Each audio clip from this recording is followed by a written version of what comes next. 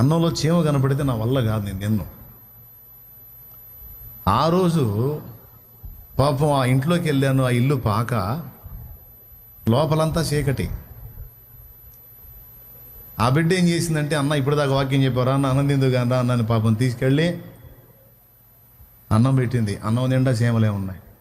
ఆ పిల్ల కనపడలే, అవంతన అన్నం పెట్టేసింది. ఇంకొక పని చేసింది, పప్పుచారు తెచ్చి దానిలో పోసింది.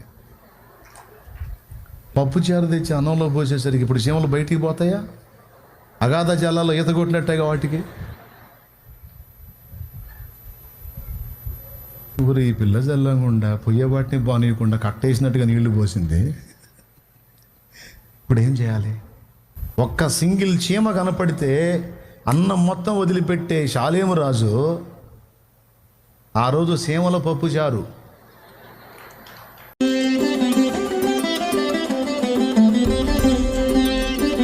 ఒకసారి వస్త్రాన్ని శుద్ధి చేసుకున్న తర్వాత మళ్ళా మురికి కాదని గ్యారంటీ ఉందా? ఇప్పుడు నా ఒంటి మీద తెల్లని చొక్కా ఉంది. ఈ తెల్లని చొక్కా ఫ్రెష్గా ఉతికి నాకు ఇచ్చారు, నేను వేసుకున్నాను. ఒక వారం రోజులు నేను లోకంలో తిరుగుతానట్లా. నేను ఎక్కడా కావాలని పూసుకోను. ఒక వారం రోజులు ఇదే షర్ట్ వేసుకొని తిరుగుతాను. ఇది తెల్లగా ఉంటుందా, నలుపైపోయిద్దా? ఓకే, 2 వారాలు తిరుగుతా, గోధుమ వర్ణం వచ్చిద్ది. 4 వారాలు తిరుగుతా, అందులో ఇంకా డీప్ కలర్ వచ్చిద్ది. సంవత్సరం తిరుగుతా ఇదే వేసుకొని, చివరికి ఏమైద్ది కదా? పౌలు ఒక మాట అన్నాడు, దేవుని ఎదుట నా మనస్సాక్షి ఎల్లప్పుడూ నిర్మలమైనదిగా ఉంచుకున్నటకు నేను జాగ్రత్త పడుతున్నాను అన్నాడు. నిర్మా సబ్బు ఎంతమందికి తెలుసు? నిర్మా సబ్బు ఎన్నో పేర్లుంటే నిర్మా అని ఎందుకు పెట్టాడు? అంత పెద్ద కంపెనీ పెట్టుకున్నాడుగా, సరుపు కంపెనీ, సబ్బుల కంపెనీ, నిర్మా అని ఎందుకు పెట్టాడు? నిర్మాణాన్ని గురించి చెబుదామనే కాదు. మీ వస్త్రములను మా సబ్బేసి రుద్దితే తెల్లని తళతళలాడే తెలుపు నిర్మలమైన తెలుపు. నిర్మా వాషింగ్ పౌడర్ నిర్మా, పాలలోని తెలుపు కదా. చిన్నప్పుడు విన్నాం కదా. దేవునికి స్తోత్రం. ఎందుకు నిర్మా? పౌలు అన్నాడు, నా మనస్సాక్షిని ఎల్లప్పుడూ నిర్మలమైనదిగా ఉంచుకున్నట్టుకు నేను జాగ్రత్త పడతాను. ఎందుకంటే ఇది తెల్లగా ఉన్నంత వరకే దీని మీద ఏ చిన్న మచ్చబడ్డా నీకు అర్థమైంది బ్రదర్. దీన్ని కానీ ఏముందిలే, ఆ ఒక్కటేగా, ఏముందిలే ఈ ఒక్కటేగా, ఏముందిలే అదేగా, ఏముందిలే ఇదేగా, చిన్నదేగా, ఏముందిలే అనుకుంటా అన్నీ చేసుకున్నాం అనుకో, చివరికి ఇట్టయిద్ది. ఇట్టయినప్పటికీ ఎన్ని 100 మచ్చలు పడ్డా నీకు అర్థమై సావదు. అంటే ఫస్ట్ ఎట్లాగైతే చచ్చిన స్థితిలో, మనస్సాక్షి చెడిపోయిన స్థితిలో నీ బ్రతుకు అయిపోయిందో, తర్వాత మళ్ళీ చిన్న చిన్న మచ్చలు వేసుకుంటా అలానే నువ్వు కంటిన్యూ అయితే నీ మనస్సాక్షి మళ్ళీ నీకు లోపాలు చూపించటం మానేస్తుంది అంటే కుదరదు. ఇక అంత బ్లాక్ అయిపోయింది కదా. ఎట్లుంటే తెల్లగా తెలుపుగా ఉంటే కనపడేది చూపించింది అది, కానీ ఇట్ట చేసుకున్నారు కదా, కనపడదు అది. బ్రదర్ అర్థమైందా? ఇప్పుడు మీలో కొంతమంది అనుకుంటారు, నా మనసు దేవుడి కృపను బట్టి అట్టయితే లేదన్న, నేను ఎప్పుడు తెల్లగా ఉంచుకుంటాను. తెల్లగా ఉంచుకుంటావా? ఉంచుకుంటే తెల్లగానే ఉంటుంది బతుకు, తెల్లగానే ఉంటుంది. ఆత్మ ఫలము వ్యక్తమైద్ది, దాని రిజల్ట్ వేరుగానే ఉంటుంది. కానీ మన మనసు చెప్పనా నేను, మన బుద్ధి ఫ్రెష్గా బట్టలు వేసుకొని, తెల్ల బట్టలు వేసుకొని అట్లా వచ్చామనుకో, ఎక్కడ మురికున్నా కూర్చోం, మనం నిలబడే ఉంటాం. కూర్చోండి పర్లేదు అంటే, కాలేదండి వైట్ అండ్ వైట్ వేసుకున్నాను, డస్ట్ ఉన్నట్టు, పర్లేదులేండి అయిద్దా. పిలిచినవాడు, చెప్పినవాడు గౌరవనీయమైన వాడు అనుకో, మనకు తప్పలేదనుకో కూర్చుంటాం. ఒకసారి కూర్చున్న తర్వాత అక్కడ ఉన్న డస్ట్ అంటిద్ది. అంటిన తర్వాత మళ్ళీ రెండోసారి కూర్చోడానికి మొహమాటం పెడతామా? అయ్యిందిగా, ఇంకేముందలే. పాపం చేసేది కూడా అంతే, తప్పుడు ఆలోచనలు కలిగి ఉండేది కూడా అంతే, తప్పుడు నడతల్లోకి వెళ్ళేది కూడా అంతే. ఏముందిలే, చెయ్యకపోతే కానీ చేశాంగా, అయిపోయిందిగా, అడిగేశాంగా అని అలా అనుకునే ఎస్కేఎన్పి అయిపోయేది చాలామంది.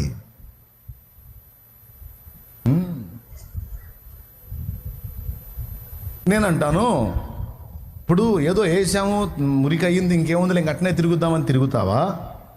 లేకపోతే గొర్రె వలె పశ్చాత్తాప హృదయంతో వచ్చి, నా మనస్సాక్షిని శుద్ధి చేయాలి ప్రభువా, ఇదిగో నేను నీ ముందుకు వచ్చి కూర్చుంటున్నాను, నన్ను నేను పాయింట్అవుట్ చేసుకుంటాను, నా మనస్సాక్షిని నిర్మలమైనదిగా చెయ్యి, చూపించు నా లోపములు నాకు. ఏమయ్యా, అడగాల లేదా? ఆ అడగటంతో పాటు చిన్న తప్పు నీ నుండి జరిగిన చిన్న లోపము దేవుడు తన ఆత్మ ద్వారానో, దైవజనుడి ద్వారానో, ఇతరుల ద్వారానో ఏ విధము చేతనైనా నిన్ను హెచ్చరించినప్పుడు వెంటనే నువ్వు శుద్ధి చేసుకోవటం అలవాటు చేసుకుంటే నీ మనస్సాక్షి ఎప్పుడు కూడా తెల్లగా ఉంటుంది. కానీ కొంతమంది మనస్సాక్షిని కఠినపరుచుకుంటారు, అంటే చేతులారా చెరిపేసుకుంటారు. వాళ్ళకి సమాచారం అందదు, వాళ్ళు ఎంత తప్పు చేస్తున్నారో, ఎంత దరిద్రంగా తయారయ్యారో, ఎంత హీనమైన ఆలోచనల్లో ఉన్నారో, ఎంత అధోగతిలో ఉన్నారో వాళ్ళకి అర్థం కాదు. వాడు ఎప్పుడు చూసినా వాడు శబాష్ శబాష్ శబాష్ శబాష్ అనుకుంటూ ఉంటాడు అన్నమాట. శబాష్ లేదు, పిండా కూడా లేదు, చెడిపోయాడు. అబద్ధాలు ఆడకుండా చెప్పండి, ఇప్పుడు చెప్పినంతవరకు ఎంతమందికి అర్థమైంది? అట్లా చెడిపోకుండా జాగ్రత్తగా ఉండాలంటే ప్రతిరోజు పరిశీలించుకొని మనసాక్షిని శుద్ధి చేసుకోవాలి. మనసాక్షి ఏది చూపించిన, రే ఫలానా విషయంలో తేడా ఆలోచిస్తున్నావు, తప్పుగా ప్రవర్తిస్తున్నావు, తప్పుగా ఆలోచిస్తున్నావు, నువ్వు ఎంచుకొనదగిన దానికంటే ఎక్కువగా నిన్ను ఎంచుకుంటున్నావు, హెచ్చించుకుంటున్నావు. వాక్యం ఏం చెప్పింది? తను తాను తగ్గించుకోమని చెప్పింది. నువ్వు ఎందుకురా హెచ్చించుకుంటున్నావు, ఇది రైట్ కాదు కదంటే నోరుమై మనస్సాక్షి అన్నావు అనుకో, నోరు నిజంగానే మూసిద్ది, చివరికి నువ్వు మూయాల్సి వచ్చింది. ఈ తప్పుడు ఆలోచనలు మంచిది కాదని మనస్సాక్షి నీకు సంకేతాలు ఇస్తుంది. ఇదిగో మనసులో అసూయ పడుతున్నావు, ఇది మంచిది కాదని మనస్సాక్షి సంకేతం ఇస్తుంది. ఇదిగో ప్రలోభిస్తున్నావు, నీకుండగా పక్కవాడి దానికి లోబి బుద్ధి చూపిస్తున్నావురా, లోపల కక్కుర్తి బుద్ధి చూపిస్తున్నావు. నీ బుద్ధి కరెక్ట్గా లేదు, ఇది రైట్ కాదు అని మనస్సాక్షి నీకు సిగ్నల్ ఇచ్చినప్పుడు గుండెల్లో భయము కలిగి, దేవా ఏంటి ఇంత చండాలంగా ఆలోచించాను నాయన, నన్ను క్షమించు, ప్రాణ సంబంధంగా దేహ సంబంధంగా ఆలోచించాను ప్రభా, వద్దు నాయన, వాళ్ళు బాగుంటే నాకు అంతే చాలు ప్రభా, వర్ధిల్లని ప్రభా, ఇంకా వర్ధిల్లని ప్రభా, స్తోత్రం, నాకు అసూయ వద్దు ప్రభా అని దాన్ని చంపేసి వారిని దీవించాలి. అట్లా ఏ విషయంలో నీ భార్య దగ్గర, భర్త దగ్గర, తల్లి దగ్గర, పిల్ల దగ్గర, కుటుంబం దగ్గర, సంఘం దగ్గర, సమాజం దగ్గర, ఏమండి దైవజనుడు అబ్బాయి నువ్వు సేవకు వచ్చావురా అబ్బాయి, వెళ్ళి ఫలానా దగ్గర సేవ చేయరా బాబు, నేను చిన్నగా ఒక పని పునాదేశాను ఆయన, వెళ్ళి చెయ్యి అని ఒక దైవజనుడు అప్పచెప్పాడు అనుకో, ఆ అప్పచెప్పిన పనిని నమ్మకంగా చేసే కృతజ్ఞత బుద్ధి అనేది వెళ్ళిన వాడికి, దైవజనుడు అయిన వాడికి కూడా ఉండాలి. ఇప్పుడు పిడుగురాళ్లలో ఒక సంఘటన జరిగింది, ఇంకా ఫైనల్ అయినాక దేవుని చిత్తం అయితే నెక్స్ట్ వీక్ చెప్తా. అర్థమైందా? ఒక పాస్టర్ గారు చేసిన పని ఏందో నేను చెప్తా, అది ఇంకా ఫైనల్ అయినాక చెప్తా. కృతజ్ఞతాహీనత అనేది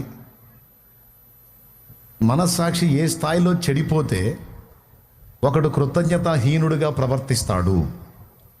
మనస్సాక్షి ఏ స్థాయిలో చెడిపోతే వాడు సేవకుడైనా, విశ్వాసైనా, సేవకురాలైనా, విశ్వాసురాలు ఎవరైనా మనస్సాక్షులు చెడగొట్టుకుంటున్నారు. వాళ్ళకి ఇచ్చే సిగ్నల్ వ్యవస్థ పనిచేయటల్లా, వాళ్ళు వేస్తున్న స్టెప్స్ రాంగ్ స్టెప్స్ అని వాళ్ళకి అర్థం కావట్లా, వాళ్ళ ఆలోచన దైవ వాక్య సమ్మతమైంది కాదు అన్న గ్రహింపు సేవ చేసే సేవకులకి కొంతమందికి అది మిస్ అవుతుంది. అందుకే నేను చెప్తున్నా, ఈ తరహా మైండ్ సెట్ ఉన్నవాళ్ళు చావని వ్యక్తులు, లేదా 2 మార్లు చచ్చిన వ్యక్తులు.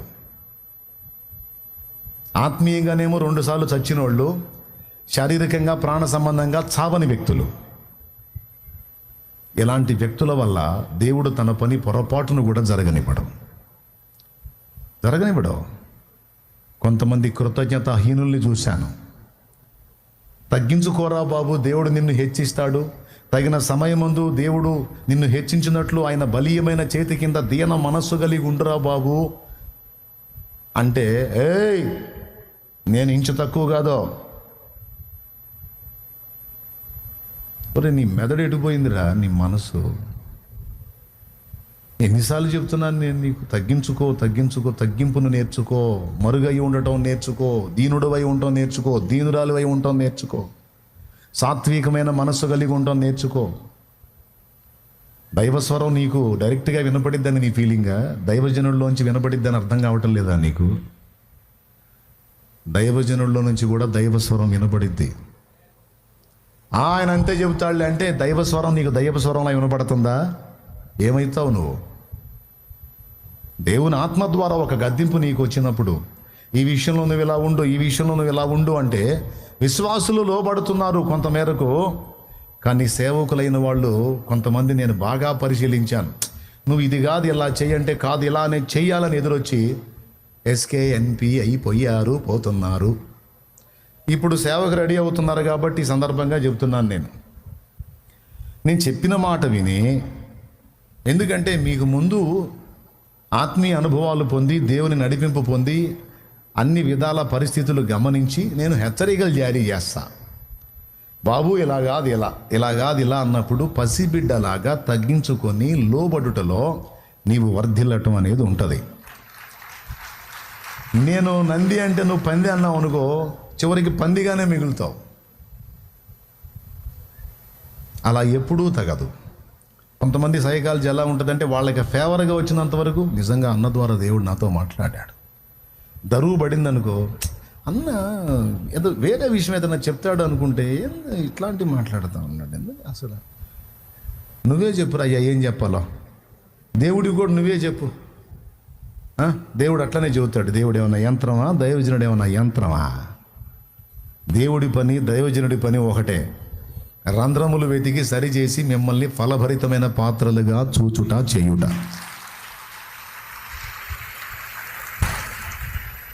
కొద్దిగా లైన్లోకి రాగానే నాకు కూడా తెలుసు, నేను కూడా పాస్టర్నే, నాకు తెలుసులే అంటే అయింది కదా.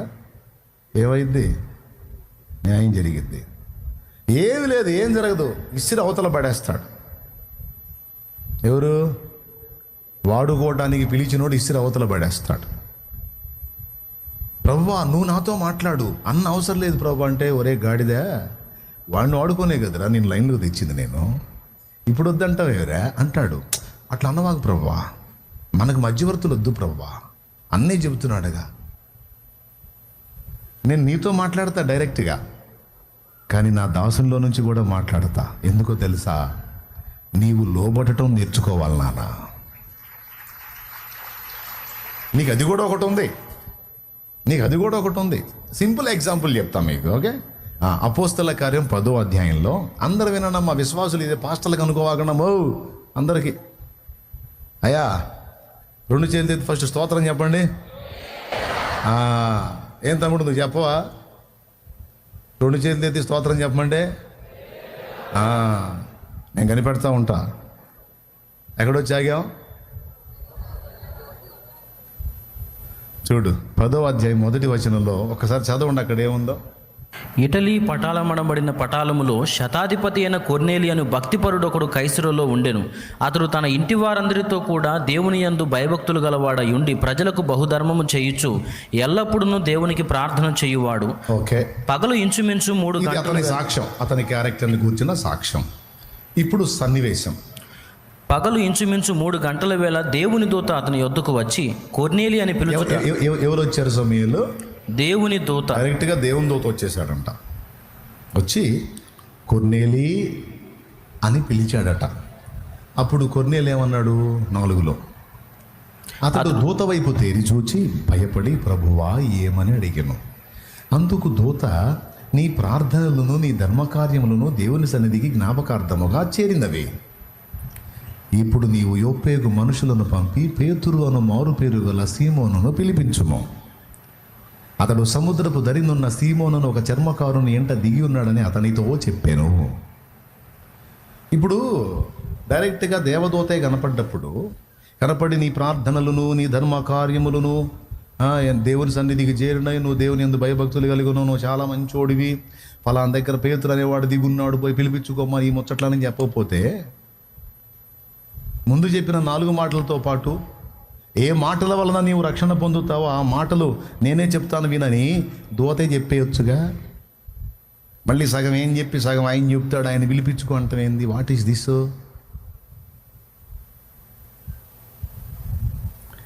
దానికి ఒక కారణం ఉంది. దూత ఇక్కడ చెప్పిన మాటలు అన్నీ రాయలా.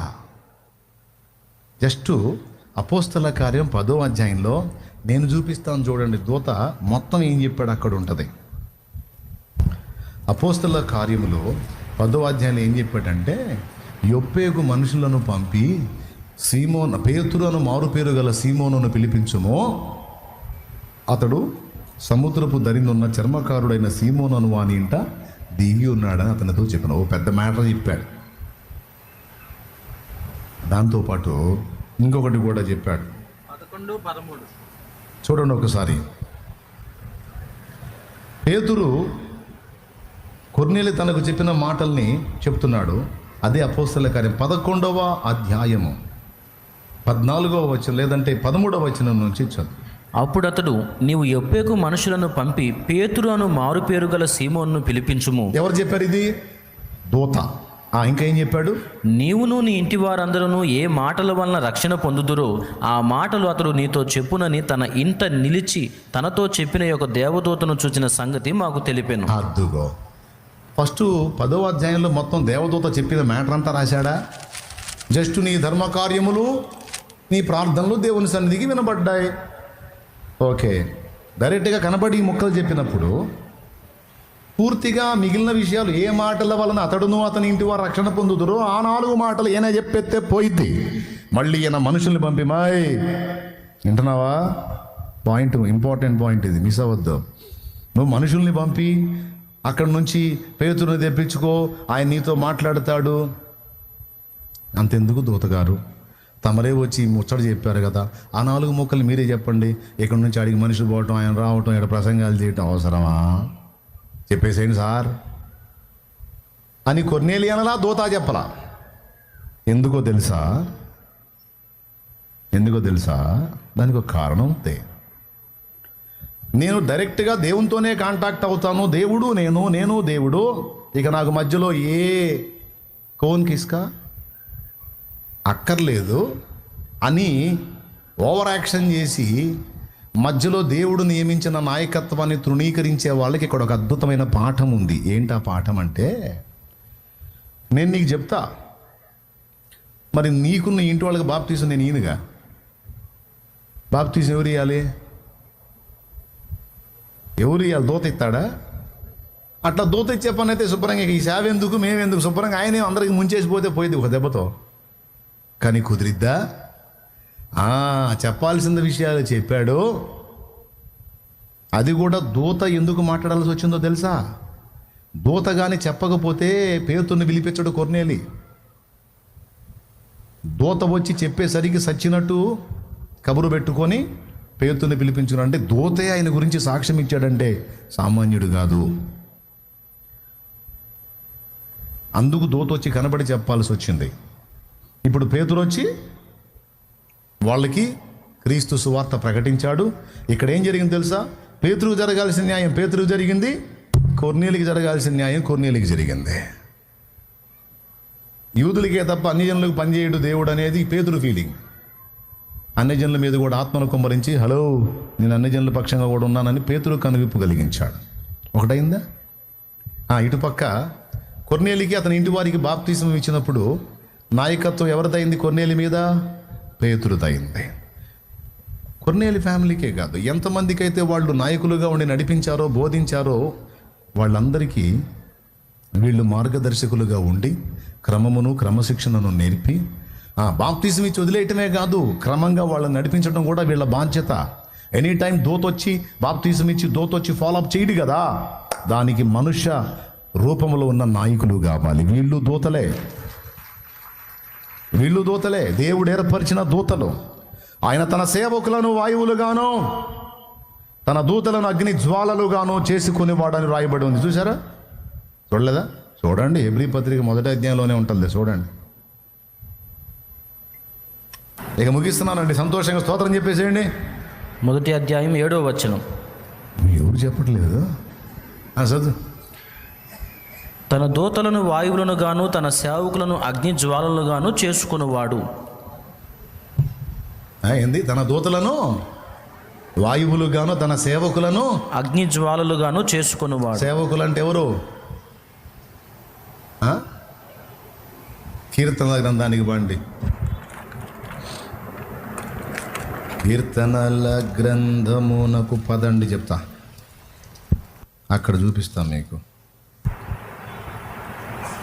తండ్రి నీకు వందనాలు ప్రభువా, స్తోత్రములు, హల్లెలూయా.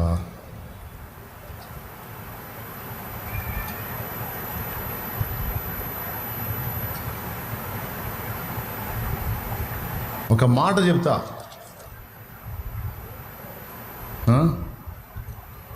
చూస్తారా?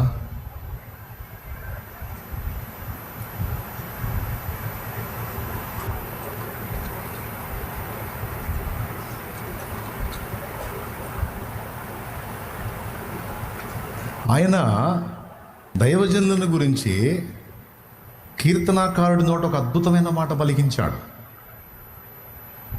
ఆయన వాక్యమును నెరవేర్చు శూరులారా, ఆయన దూతలారా అనే మాట మాట్లాడాడు కీర్తనల్లో. మీకు తెలుసా అది ఎక్కడుందో? యెహోవా వాక్యము నెరవేర్చు బలశూరులారా, దూతలారా అంటాడు. దైవజనుల్ని ఏ విధంగా వివరించాడు? అక్కడ అన్న చెప్పాడు, కాకపోతే సౌండ్ పెంచడం, అది ఆయన దగ్గర ఉన్న దరిద్రం. అది అక్కడే ఉంది చూడు. యెహోవా దూతలారా, ఆయన ఆజ్ఞకు లోబడి ఆయన వాక్యము నెరవేర్చు బలశూరులారా, ఆయనను సన్నుతించుడి. అద్దుగా అక్కడేమని వాడాడు? యెహోవా దూతలారా.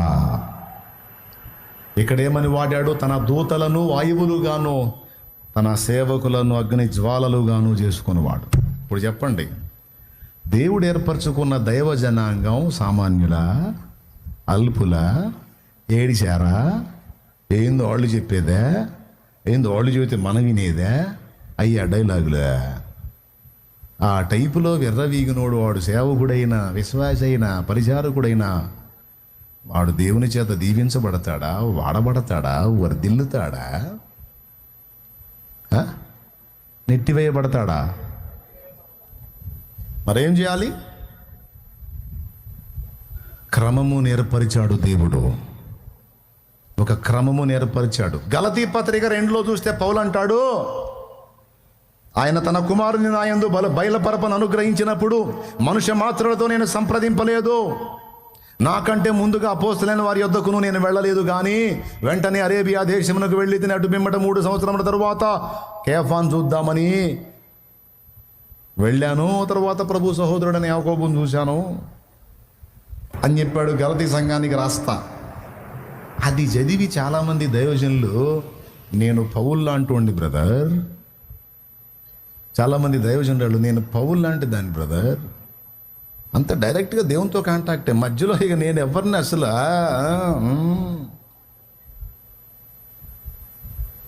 మనంతా పౌలు పిలు బ్రదర్, మన ఫోర్స్ అంతా పౌలే, మనకు అసలు మధ్యలో ఎవడే మాట్లాడే పని లేదు.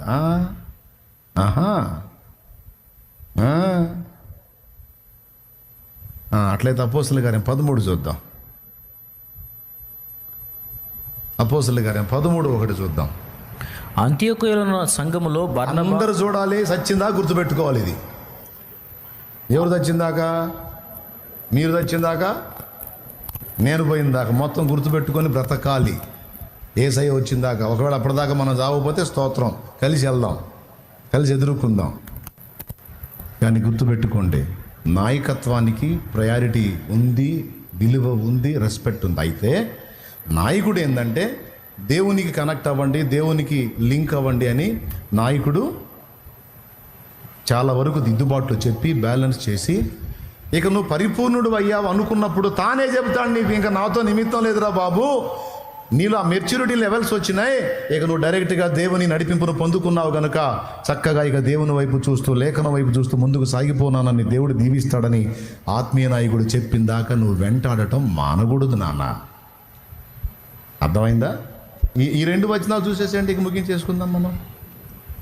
అపోస్తల కార్యములు 13వ అధ్యాయం 1వ వచనం నుంచి, అంతియోకయలోనున్న సంఘములో బర్నబా, నిగేననబడిన సుమియో, బర్నబా, నీగెరనబడిన సుమేయోను, కురేనీయుడైన లూకియా, చతుర్దాధిపతి అయిన హేరోదుతో కూడా పెంచబడిన మనయోను, సౌలు అను ప్రవక్తలను బోధకులను ఉండిరి. ఉన్నారంట. బర్నబా, సౌలు. సౌలు అంటే పౌలండోయ్. ఎక్కడున్నారు? అంతియోకయ సంఘములో ఉన్నారు. ఎందుకు ఉండాలండి? నేను ఎవరిని లెక్క చేయను, నేనే తోపునన్నట్టుగా మాట్లాడాడు గలతీ పత్రిక 2లో, 1లో 2లో. మరి ఇక్కడేంది పోయి సంఘంలో కూర్చున్నాడు? అంతేకాదు, తమను ఎందుకు పిలిచారో, దేవా నువ్వు మమ్మల్ని పిలిచిన పని ఏంటో పెద్దలకు చెప్పు నాయనా, నాయకులకు చెప్పు నాయనా, వాళ్ళకి బయలుపరచు నాయనా అని వీరు ఉపవాసం ఉండి ప్రార్థన చేస్తున్నారంట. ఉపవాసం ఉండి ప్రార్థన చేస్తుంటే పరిశుద్ధాత్ముడు అపోస్తలులతో మాట్లాడాడంట. ఏమనో తెలుసా? నేను సౌలును బర్నబాను పిలిచిన పని కొరకు వారిని నాకు ప్రత్యేక పరచుడి అని దేవుడు మాట్లాడాడట. ఎవరితో మాట్లాడాడు? నాయకులతో, అంటే అపోస్తలులతో మాట్లాడాడు. మాట్లాడినప్పుడు వాళ్ళు ఏం చేశారు? వీళ్ళని పిలిచి ఉపవాసం ఉండి వారి మీద ప్రార్థన చేసి చేతులుంచారు. చేతులుంచి వారిని సేవకు పంపారు.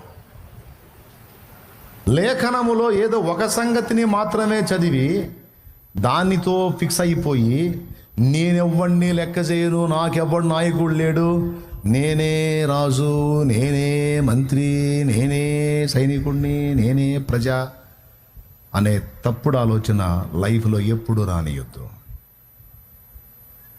నేను సహా నాయకత్వానికి లోబడే నా ప్రయాణం నేను నడిపించుకుంటున్నాను. నన్ను వెంబడించే మీరు సహా నాయకత్వానికి లోబడే మీ ప్రయాణాన్ని మీరు నడిపించాలి. ఏనాడైతే దేవుడిచ్చిన నాయకత్వాన్ని తృణీకరిస్తారో తమ కీడు తామే తెచ్చుకుంటారు. కాబట్టి ఇది చాలా కీలకమైన హెచ్చరిక ఇటు విశ్వాసులకి, సేవకులకి, ఆల్రెడీ సేవ చేస్తున్న వారికి, సేవ చేయడానికి ప్రతిష్ఠింపబడుతున్న వారికి. ఇవి చెప్పకుండా చేతులుంచాననుకో ఖచ్చితంగా తేడా పడతారు. గర్వాంధులైపోయి అపవాదికి కలిగిన ఊరిలో పడిపోతారు. కాబట్టి చెప్తున్నాను, కృతజ్ఞతాహీనతగా ఉండకూడదు. దైవజనుడు ఇచ్చిన హెచ్చరికల్ని బట్టి వెనక మాట్లాడకూడదు, చాటు మాటలు మాట్లాడకూడదు. అలాగే కృత్రిమమైన ఆలోచనలు చేయకూడదు. అలా ఎవరైనా బలహీనపడితే వాడు అక్కడే ఆగిపోతాడు. ఈ విషయాలన్నీ నేను ఎందుకు చెప్తున్నాను? కేవలం సేవకులను ఉద్దేశించానా?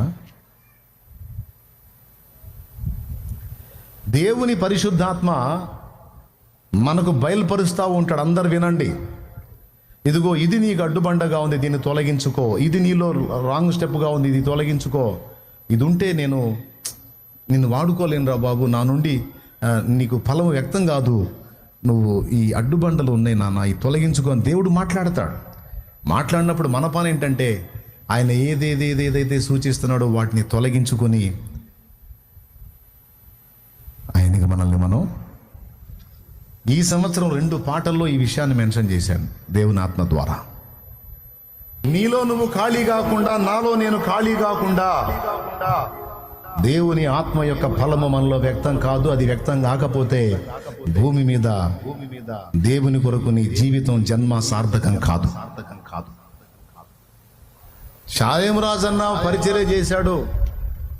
షాలేమన్న పాటలు పాడతాడు, మాటలు చెబుతాడంటే నా కాడికి పాడేవాళ్ళు ఉన్నారు, నా కాడికి మాట్లాడే వాళ్ళు ఉన్నారు. లేకపోతే ఇంకా నువ్వు నాలో ఏ కొలతలు చెప్తావు అవన్నీ కలిగిన వాళ్ళు చాలామంది ఉన్నారు. రా పుల్లయ్య, పిచ్చి పుల్లయ్య ఉన్నారు చాలామంది. కానీ ఏంటంటే నేను తీర్మానించుకుంది ఒకటే, నా దేవుడు ఏ విషయాలలో నన్ను విరిగిపోమ్మన్నాడో, ఏ విషయాల్లో కరిగిపోమ్మన్నాడో, ఏ విషయాల్లో మరుగైపోమ్మన్నాడో ఆ విషయాల్లో నన్ను నేను ఆయనకు అప్పచెప్పుకొని అలా మరుగవడానికి ఆ రోజు నుంచి ఈ రోజు దాకా సాధకం చేసుకుంటున్నా. అది నేను చేస్తుంది. ఫలితంగా దేవుడు తాను తన కార్యాలను వ్యక్తపరచుకొని తన పని జరిగిస్తున్నాడు. అది నన్ను చూసి నన్ను అనుసరించి నేర్చుకోవాలి కదా. జీవపు డంబం కోసం ప్రాకులాడానా? పేరు గొప్పల కోసం వెంపర్లాడానా? నాకెందుకు? మళ్ళీ నేను మాటలతో చెబితే మన వాళ్ళకి అర్థం కావట్లేదని ప్రసంగాలు చెబితే అర్థం కావట్లేదు. పాటలు, వెండి బంగారములు నాకు వలదు, పేరు ప్రఖ్యాతులు నాకు వలదు. వెండి బంగారములు నాకు వలదు, పేరు ప్రఖ్యాతులు నాకు వలదు. ఇహ భోగ భాగ్యాలు నాకు వలదు, ఇహ భోగ భాగ్యాలు నాకు వలదు. సిరి సంపదల ఆశ నాకు లేదు, సిరి సంపదల ఆశ నాకు లేదు. నీ పాద సన్నిధే నాకు చాలు. పరిశుద్ధాత్మ దేవుడు కార్యం చేయకుండా ఇది జరిగిద్దా? ఇన్నేళ్ల ప్రయాణం సాగిద్దా? పరిశుద్ధాత్మ తను తాను వ్యక్తపరచుకోకుండా, ఆత్మ ఫలం అనేది లేకుండా, ఆ రిజల్ట్ అనేది లేకుండా ఈ కార్యం చూడలేం కదా. ఇంతమంది జీవితాల్లో అది ఎలా సాధ్యమైంది? నేను ఒకటే గుర్తించాను, నా దేవుడు మరుగైపోమన్న కాడ మరుగైపోయాను, తగ్గించుకోరన్న దగ్గర తగ్గించుకున్నాను. ఈ విషయాలు ఇలా ఉండాలి. ఈరోజు కూడా అదే సాధన చేసుకుంటాడు. ఎక్కడెక్కడ ఆయన దిద్దుబాట్లు చెప్తున్నాడు, అవన్నీ తీసుకొని జాగ్రత్త చేసుకొని ఆయన పాదాలే వెతుక్కోవడానికి ఇష్టపడ్డాను ఈనాటికి కూడా. కమ్మని విందులు నాకు వలదు, క్షణికానంద్. ఓ రోజు ఓ విశ్వాస కుటుంబంలోకి వెళ్ళా, ఒక విశ్వాస ఇంట్లోకి వెళ్ళాను. మధ్యాహ్నం వాక్యం అయిపోయింది, బాగా ఆకలి అవుతుంది. నాకు ఎంత ఆకలైనా నాకు ఒక బలహీనత ఉంది. చీమ కనపడితే అన్నంలో తినను నేను. అన్నంలో చీమ కనపడితే నా వల్ల కాదు, నేను తిన్ను. ఆ రోజు పాపం ఆ ఇంట్లోకి వెళ్ళాను, ఆ ఇల్లు పాక లోపలంతా చీకటి. ఆ బిడ్డ ఏం చేసిందంటే, అన్న ఇప్పుడు దాకా వాక్యం చెప్పారా అన్న, అన్నం తిందు కానీ అన్నని పాపం తీసుకెళ్ళి అన్నం పెట్టింది. అన్నం నిండా చీమలే ఉన్నాయి. ఆ పిల్లకి కనపడలే, అవంతన అన్నం పెట్టేసింది. సరే పెట్టి అన్నంతో ఆగిపోయినట్టయితే బాగుండేది, ఏదో చిన్నగా దులుపుకునేవాడిని. నాకేం కనపడదు, నా పిల్ల కనపడ, అన్నం పెట్టేసింది. నా తొందరలో ఉంది, నాకెళ్ళి చూస్తాం. సరే ఏదో చిన్నగా దులిపేసుకుందాం, వెళ్తున్నాయిలే అని చెప్పాను. మళ్ళీ తిననంటే కుదరదు. ఇంకొక పని చేసింది, పప్పుచారు తెచ్చి దానిలో పోసింది. పప్పుచారు తెచ్చి అన్నంలో పోసేసరికి ఇప్పుడు చీమలు బయటికి పోతాయా? అగాధ జలాల్లో ఈత కొట్టినట్టేగా వాటికి.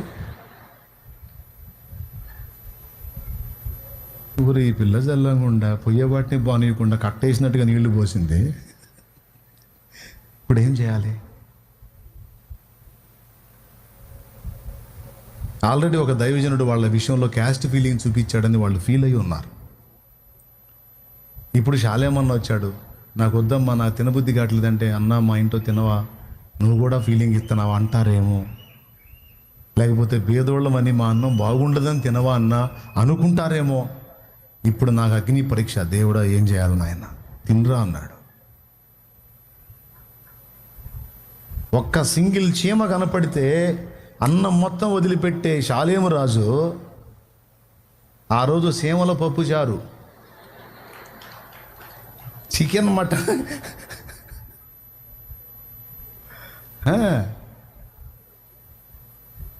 దావీదే సాక్ష్యం. ఉన్నాడా దావీదు? ఏయా చూసావా?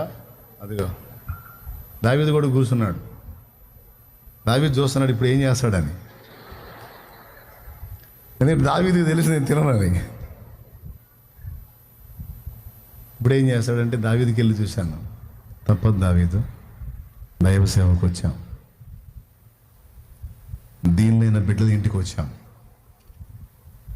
ఆ పిల్లలైనా అదే తింటారు కదా, ఆ బిడ్డలైనా, నా బిడ్డలు ఏది తింటారో నేను అదే తింటాను, అది ఎలాంటిదైనా తిన్నా. ఎగ్జాంపుల్ నాన్న, ఒక ఎగ్జాంపుల్ అది. అట్లాగా ఎక్కడెక్కడ బిడ్డలు అభ్యంతర పడతారు అక్కడెల్లా కూడా బ్యాలెన్స్. దేవుడు ఎక్కడ అభ్యంతర పడతాడు అది చూసుకొని బ్యాలెన్స్.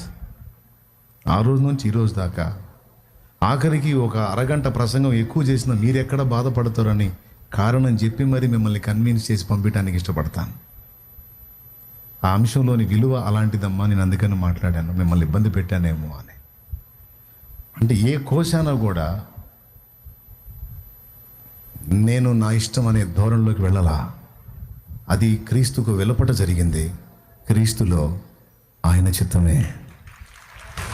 నీ హస్తములే నన్ను గెలువని, నీ చేతులలో నన్ను ఓడిపోని, రక్షకా యేసయ్యా నా రక్షకా, రక్షకా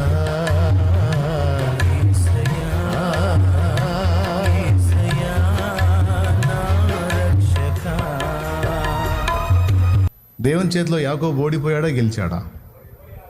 తొడగూడు ఒక కోటింగ్ ఇస్తే అయిపోయిందిగా, కళ్ళు పట్టుకున్నాడుగా. ఓడిపోయాడా గెలిచాడా? పెద్దగా చెప్పాలి. ఓడిపోయాడు, కన్ఫామేగా, దేవుడే గెలిచాడు.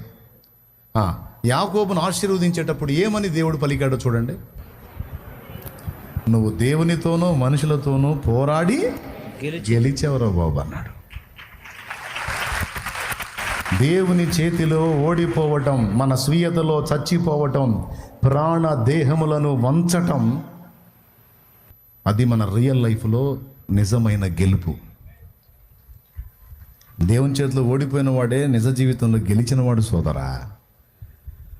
దేవుణ్ణి గెలిచి దేవుని మీద విర్రవీగి బుర్రకు దోచినట్టల్లా ఆలోచించి అడుగులు వేసినోడు నిజ జీవితంలో ఓడిపోయినోడు ఓడిపోతాడంతే.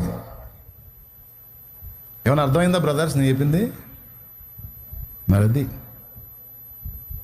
చాలా నేర్పాడు పిచ్చి మహారాజు. మన పని అదేగా, నేర్చుకోవటమేగా ఆయన పాదాల దగ్గర కూర్చొని.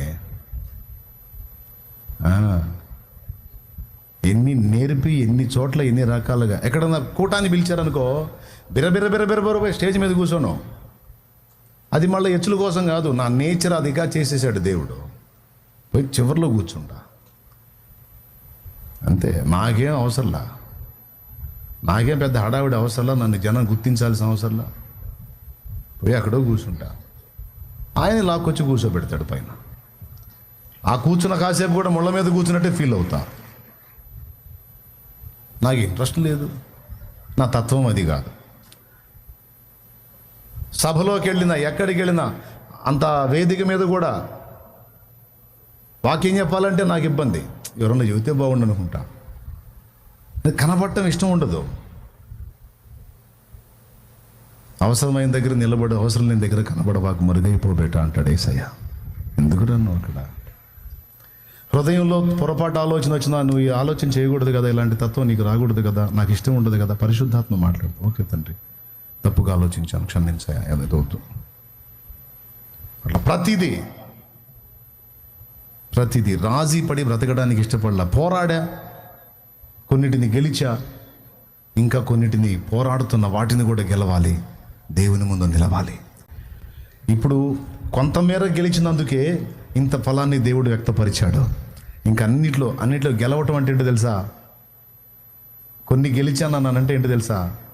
దేవుడి ఎదుట కొన్ని విషయాల్లో ఓడిపోయా, దేవుడు నన్ను గెలిచాడు. ఇంకా కొన్ని విషయాల్లో దేవుడు నన్ను గెలవాలి. దేవుడు నన్ను ఎంత గెలుస్తుంటే నేను లోకంలో అంత గెలుస్తా. దేవుడు నా ముందు ఓడిపోయాడా, అయిపోయినట్టే. నేను మీరైనా అందరికీ అదే. నా కార్యములన్నీ కలత కారణములే, నీ మార్గములన్నీ క్షేమకరములే. నా కార్యములన్నీ కలత కారణములే, నీ మార్గములన్నీ క్షేమకరములే. నీ హస్తములే నన్ను గెలువని, నీ హస్తములే నన్ను గెలువని, నీ చేతులలో నన్ను ఓడిపోని, నీ చేతులలో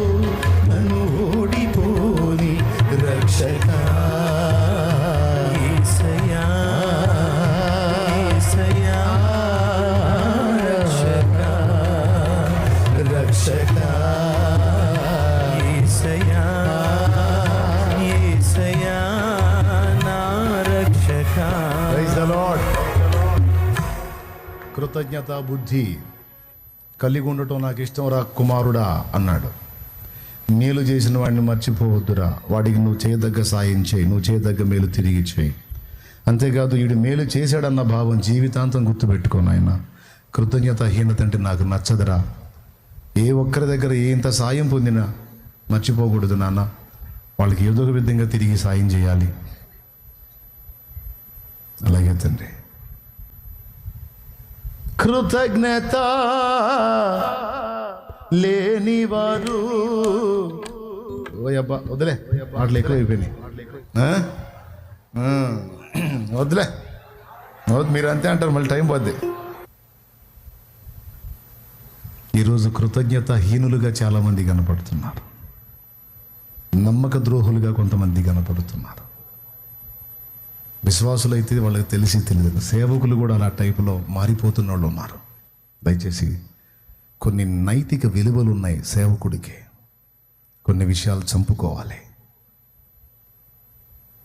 కొన్ని విషయాలు అణిచేసుకోవాలి, దేవుని చేతిలో ఓడిపోవాలి. బిడ్డలారా, మీ మీద చేతులు ఉంచేటప్పుడు ఈ సందేశం మీకు ఎంతైనా ఉపయోగపడుతుందని మాట్లాడుతున్నాను. ఇక ముగిస్తున్నాను. వీళ్ళకి మీకు కూడా, మిమ్మల్ని కూడా దేవుడు ఫలభరితంగా ఆశీర్వదించాలంటే దేవుడు తన్ను మీలో నుండి వ్యక్తపరిచి మీ కుటుంబాలని, సమాజాల్ని ఆశీర్వదించి మిమ్మల్ని, మీ సమాజానికి, కుటుంబానికి దీవెనకరంగా మార్చాలంటే పరిశుద్ధాత్మ నీ ఆత్మలో ఉన్నాడు, నీ ప్రాణంలోనికి, నీ దేహంలోనికి కూడా తన వ్యక్తతలు వ్యక్తం చేసేటట్టు అడ్డుబండలను తొలగించు, అద్భుతాలు జరుగుతాయి. అడ్డుబండలను తొలగించు, అద్భుతాలు చూడకపోతే అప్పుడు అడుగున్నాను, చూస్తావు అంతే, ఎదురుండదు నీకు. ఇక చెప్పు, అడ్డుబండలు ఏంటి? ఆ రాయి తొలగించండి అన్నాడు యేసయ్య. లోపల లాజరు శవం ఉంది, తొలగించు. వాళ్ళు తొలగించారు, తొలగించకపోతే తొలగించారు, అడ్డుబండ తొలగించారు. లాజరు బయటికి రా అన్నాడు, అంతే. సచ్చి 4 రోజులు దాటింది, బయటకు వచ్చేసాడు అలాగే సజీవుడై. మనలో ఏ అడ్డుబండలు ఉన్నాయో, అవిశ్వాసం ఒక అడ్డుబండ, సందేహం ఒక అడ్డుబండ, పాపపు నడత ఒక అడ్డుబండ, కృతజ్ఞతాహీనత ఒక అడ్డుబండ, ద్రాక్ష తోటను చెరిపే గుంట నక్కలు ఉన్నాయి మన దేహంలోనే, సోమరితనం ఒక అడ్డుబండ, పిరికితనం ఒక అడ్డుబండ, అవిధేయత ఒక అడ్డుబండ, మోసపూరితమైన హృదయం ఒక అడ్డుబండ, అజితేంద్రియత్వం ఒక అడ్డుబండ, రహస్య పాపములు ఒక అడ్డుబండ. తొలగించు, నా కార్యం నేను చేస్తా. లోపల మృతస్థితి ఉందా, నేను అక్కడ జీవాన్ని నింపుతానని నా దేవుడు మాట్లాడుతున్నాడు ఈవేళ.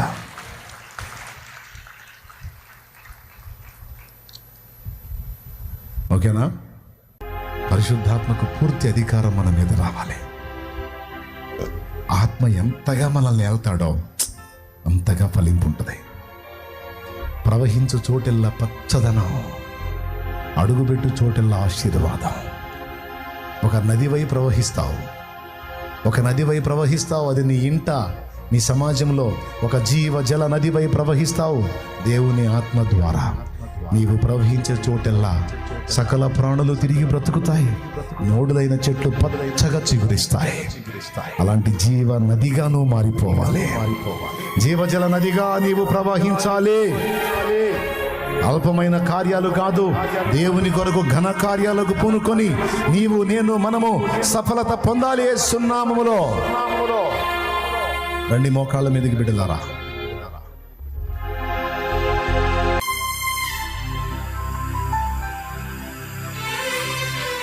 పరిశుద్ధ ప్రభువా, ఈవేళ మాతో ముక్కుసూటిగా మాట్లాడా.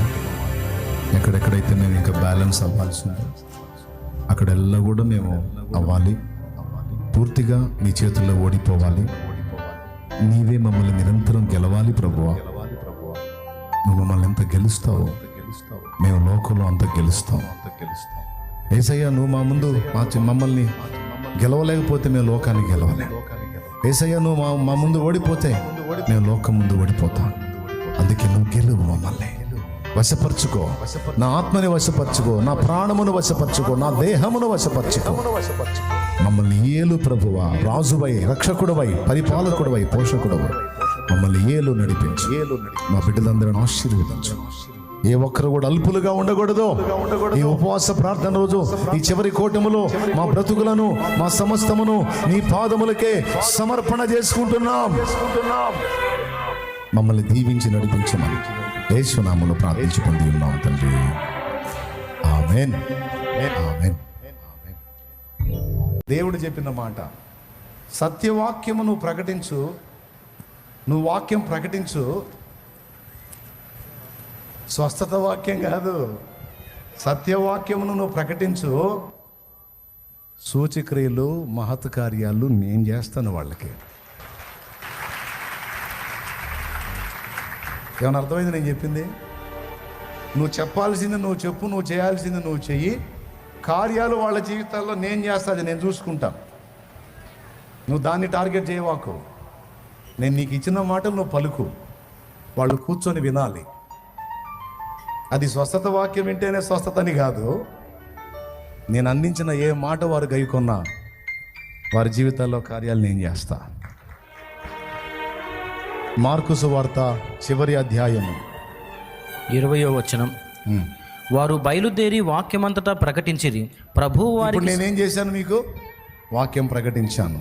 ఓకే, ఇప్పుడు ప్రభు ఏం చేస్తాడో చూడండి. వాక్యం విన్న మీ జీవితంలో ప్రభు వారికి సహకారుడై ఉండి, నాకు దేవుడు సహకారుడు యేసయ్య, వెనువెంట జరుగుచూ వచ్చిన సూచక క్రియల వలన వాక్యమును స్థిరపరచుచుండెను. అది లెక్క. ఏ వాక్యం అయితే చల్లబడిందో ఆ వాక్యం మీ అంతరంగాల్లో స్థిరపరచబడినట్లు మీ జీవితంలో ఖచ్చితంగా నా దేవుడు కార్యాలు చేస్తాడు. కన్ఫర్మ్. ఏమైనా డౌట్ ఉందా? మరి వాళ్ళు కొట్టలేదే. కొట్ట దేవుని మయంపరచు. నమ్మితే విడుదల ఖాయం, జవాబు ఖాయం, ఆయన సహాయం ఖాయం. కాబట్టి ఏం కలత చెందొద్దు. దేవుని పని మీ జీవితాల్లో జరిగింది.